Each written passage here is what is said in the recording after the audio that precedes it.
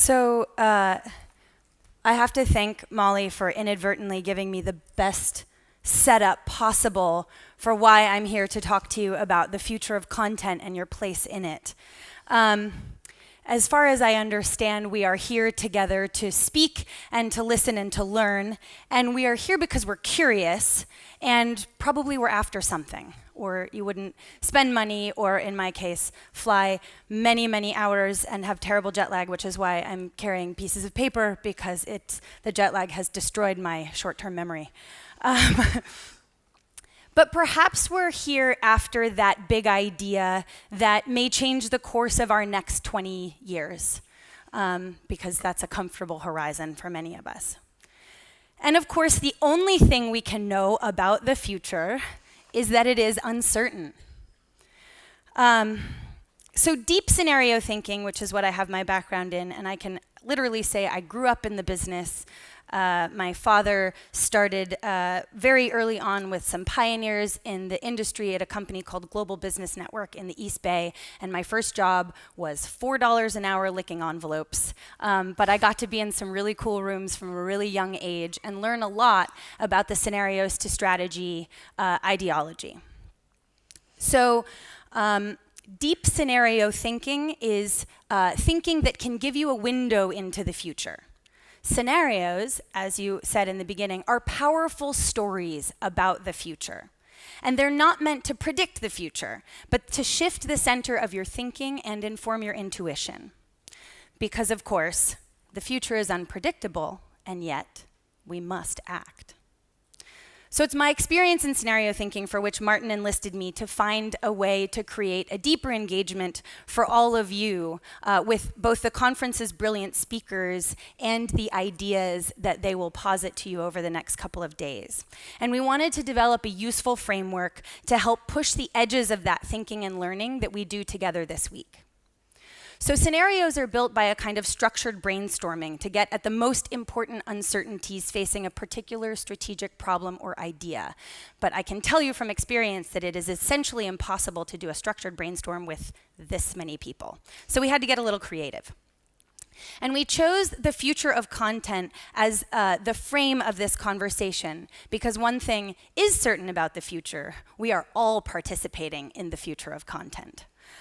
So scenarios are good not only at shifting your thinking, but also highlighting your official futures, right? So these are the assumptions that you have about what will be true in the future that may put your blinders on by the forces that are shaping that future. So why? Why all of this? It's because we know that we're a part of it. We know that there are unprecedented forces. You actually said most of this. I don't even really need to say it. Official futures can be dangerous. I don't think anybody 15 years ago could have told you there would be a company that would become a verb, that would become one of the most important and everyday utilized things we do. The wisdom of the crowd, if you think about the wisdom that's in this room, the collective years of industry experience in one of probably 100 industries, the collective years of life experience and understanding that are in this room, we could probably bring this to bear to solve almost any problem or really think through any strategic objective we could think of. And so I want us to try to be positively influenced by insights from the future we might gather together. So we spent the day yesterday with some speakers and members of the Malmo community focused on uncovering what we agreed were the two most important uncertainties facing the future of content. And an important uncertainty can be identified by two perhaps very obvious things. We do not know how it turns out, but it matters how it turns out. And we agreed that any future of content would contain the dimensions of how content is generated, whether actively or passively or by machines, how content is monetized, of course, and who owns it. And we decided that the two most important uncertainties facing the future of content had to do with control and access, and that surprisingly these two things are not actually the same. So on the control axis, we wonder, will control move to a highly decentralized, focused on the consumer and the citizen, or grow more centralized, more to the big business, more to the government? And will access be incredibly transparent and open and available to all, or will it become more secret, more closed? And of course, a world where an individual controls access to their content is very different from one in which the institution controls access, which is why we decided this was a pretty good matrix and we were kind of proud of ourselves by about 12:30 yesterday. So then we tried to imagine some stories that would occur at the outer edges of each of these uncertainties. So if you want to understand how the control axis might play out, in 2025, we said maybe Google Fiber infrastructure becomes the default passage of information, generating a two-tier internet, not by legislation, but because of efficiency.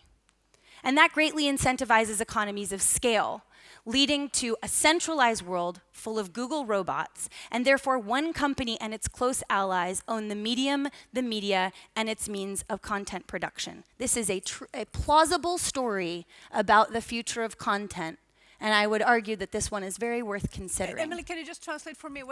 So that would be transparent and centralized? This is actually just centralized at the moment, okay. right? Yeah. So this has very different implications. In a transparent, open world, Google is highly accountable to all of us. In a closed world, in a secret world, well, this is what 1984 was talking about, right? Okay.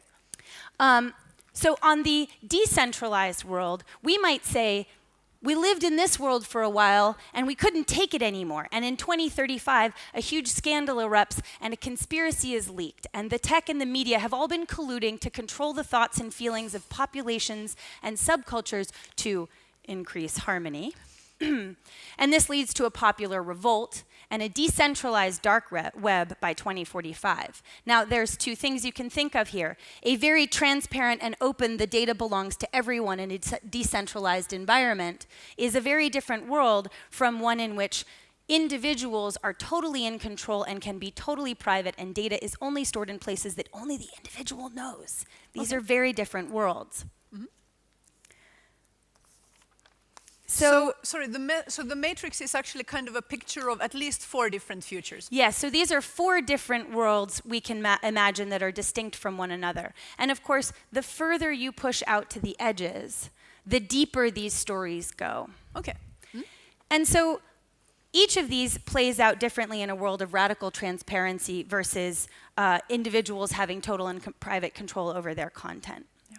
So we go through these. And why am I even talking to you about this? Well, outside, they have taken this matrix and they've painted it on a big, beautiful board. It's the most beautiful matrix I've ever been given in all my life. And they've given us stickers and ink pens. And whereas I was going to tell you we're going to write things, maybe now I'll say we should also draw things. Because today and tomorrow, you're going to hear incredible speakers from all over the world talk about time and attention. They're going to talk about design and visualization. They're going to talk about what makes content valuable, and what makes it last longer, certainly what makes it impactful. So I'm encouraging you to come visit me at the Matrix and use this time that we have together to apply your thinking to something that we might create as a group. Ask yourself at the end of each session, what does this say about where we are today? And where are we going? And what might happen? What are the events that might occur to get us there? We have an amazing opportunity to extend these 48 hours into the next 20 years and to see what insights we can glean together from the future. So this is a mode for you to take the thoughts and feelings and ideas that come to you over the next several days and bring them to the board in between sessions, and we can talk about them and see where we think they go and start to paint a picture of where we are and where we think we might be heading together. I hear the board is like 10 square meters or more, so there's room for reflections from everybody. You can just think one thing. Maybe you go to a session tomorrow morning and then you just have one thought, which is even totally vague, and then you can take that thought to Emily and say, I thought something in this session, but I don't know where to put it on the board. And then maybe that conversation is also a completely valid way of contributing to this thing. Because you're all experts in something, your own lives to start with, and the things we do at work would be the next one. Cool. I'm overwhelmed. It's very exciting. I'm interested in finding out whether one of those, at least 4 futures, dominates our thinking, or whether we maybe like divide into 2 or 3 ones that seems to be most likely, and so on. Super exciting. We'll follow up on this with you. Yeah, further. I look forward to talking with all of you. Thank you, Emily.